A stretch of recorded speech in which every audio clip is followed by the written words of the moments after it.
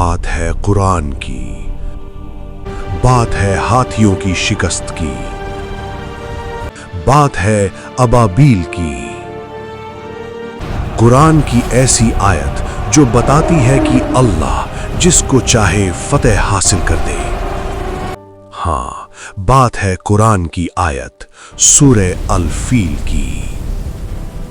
ये वाकया उस जमाने का है जब दुनिया में अंधेरा बहुत था और हक का सूरज निकलने वाला था। यमन का एक जालिम बादशाह जिसका नाम अब्रहा था। अब्रहा बहुत गुस्से और जालिम बादशाह था। एक दिन वो घमंड में बोलता है, मैं यमन का बादशाह हूं। मैंने सना में ऐसा आलीशान गिरजाघर बनाया है जो अरब में किसी ने नहीं देखा। तभी बादशाह से वजीर बोलता, बादशाह सलामत, लेकिन अरब के लोग अभी भी मक्का जाते हैं, काबा की तरफ। ये सुनते ही बादशाह आग बबूला होके गुस्से में बोलता है, क्या मेरे गिरजाघर को छोड़कर वो काबा जाते हैं? फिर एक सुबह एक आदमी गिरजाघर जाता है और उस गिरजाघर में बेअदबी करता है। उसको सुनकर बोलता है, बस अब बहुत हो गया। मैं खुद मक्का जाऊंगा और काबा को मिट्टी में मिला दूंगा। बस इतना बोलकर अपने सिपे सालार से कहे अब्रहा एक बहुत बड़ा लश्कर तैयार करता है जिसमें आगे आगे हाथी और उसके पीछे पीछे लाखों में पैदल सिपाही लेकर मक्का की तरफ निकल पड़ता है। और तभी सिपाही बादशाह से कहता है, हुजूर, हमारे इतनी बड़ी ताकत के आगे मक्का कैसे बचेगा?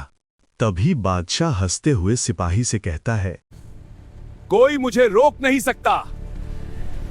इधर बादशाह का ये कहना और दूसरी तरफ मक्का में मातम का माहौल बना हुआ था। कुछ ही देर में मक्का में अब्रहा का लश्कर पहुंच जाती है। लोगों को उसके सिपाही मारते हैं और लोगों के ऊंटों को छीन लेते हैं। साथ में वहीं पे हजरत अब्बू मुत्तलिब भी बैठे।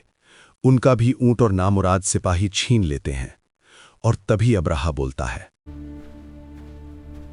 कहो बूढ़े, क्या चाहते हो? तभी अबू मुत्तलिब उठते हैं और अब्रहा से बोलते हैं, मेरे ऊंट वापस कर दो। मैं काबा गिराने आया हूं और तुम ऊंट मांग रहे हो।